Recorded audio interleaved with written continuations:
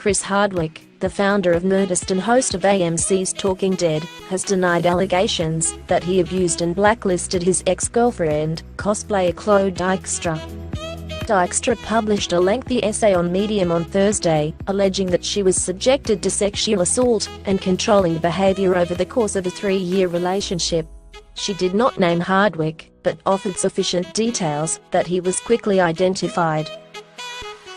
"These are very serious allegations, and not to be taken lightly, which is why I've taken the day to consider how to respond," said Hardwick in a statement. "I was heartbroken to read Chloe's post. Our 3-year relationship was not perfect, we were ultimately not a good match and argued, even shouted at each other, but I loved her, and did my best to uplift and support her as a partner and companion in any way, and at no time did I sexually assault her." Hardwick said in his statement that he ended the relationship after learning that Dykstra had cheated on him. "For several weeks after we broke up, she asked to get back together with me, and even told me she wanted to have kids with me, build a life with me, and told me that I was the one, but I did not want to be with someone who was unfaithful," he said. "I'm devastated to read that she is now accusing me of conduct that did not occur. I was blindsided by her post and always wanted the best for her. As a husband, a son, and future father, I do not condone any kind of mistreatment of women." US network AMC, which airs Talking with Chris Hardwick, said in a statement on Saturday that they have had a positive working relationship with the host for years, but that they take the allegations very seriously.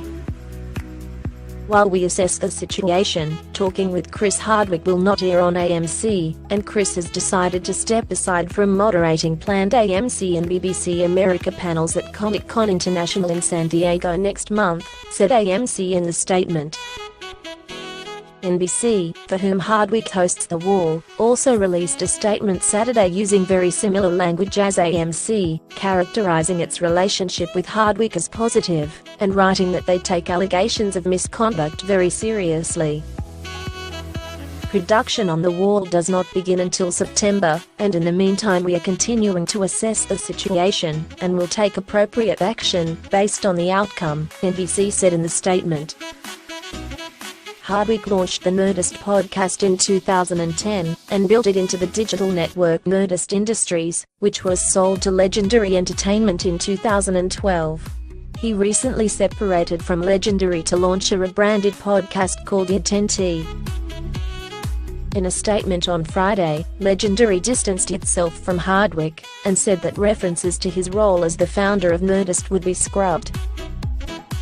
Chris Hardwick had no operational involvement with Nerdist for the 2 years preceding the expiration of his contract in December 2017.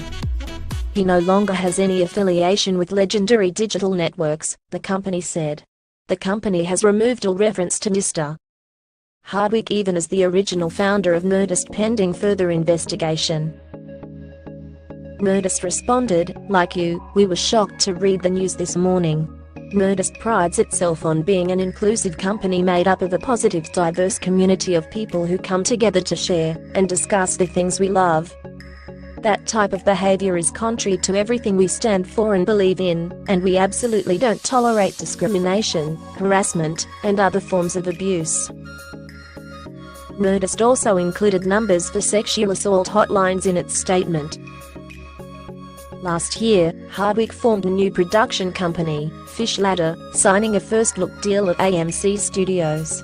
Hardwick is the longtime host of The Walking Dead Aftershout Talking Dead, which last year was expanded to a year-round chat series with a broader pop culture focus.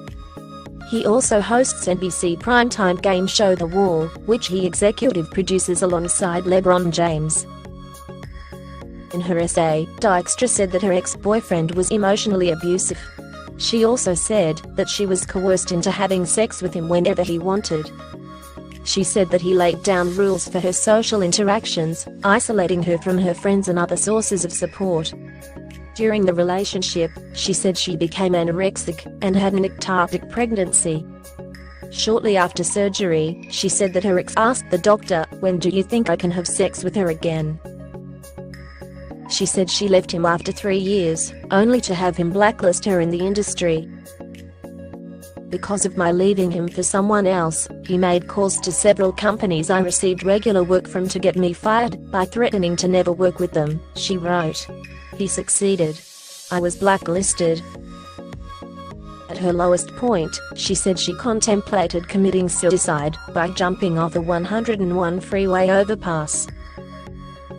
She wrote that she was writing the essay to obtain closure and to offer a warning about abusive relationships. This kind of relationship is so common and so easy to slip into, she wrote. Normalizing behavior happens incredibly quickly, and one can lose track of what is acceptable treatment. And when your self-worth reaches such depths after years of being treated like you're worthless, you might find you think you deserve that sort of treatment, and no one else will love you. Though she did not name Hardwick, she described her ex-boyfriend as growing from a mildly successful podcaster to a powerhouse CEO of his own company over the course of their relationship. Dykstra, 29, said she ended the relationship when she was 25, so roughly 4 years ago. Hardwick announced their breakup on Twitter in 2014. She also said that her ex was almost 20 years older than she is.